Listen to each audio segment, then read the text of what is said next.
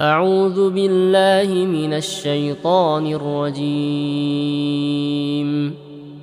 الله لا إله إلا هو الحي القيوم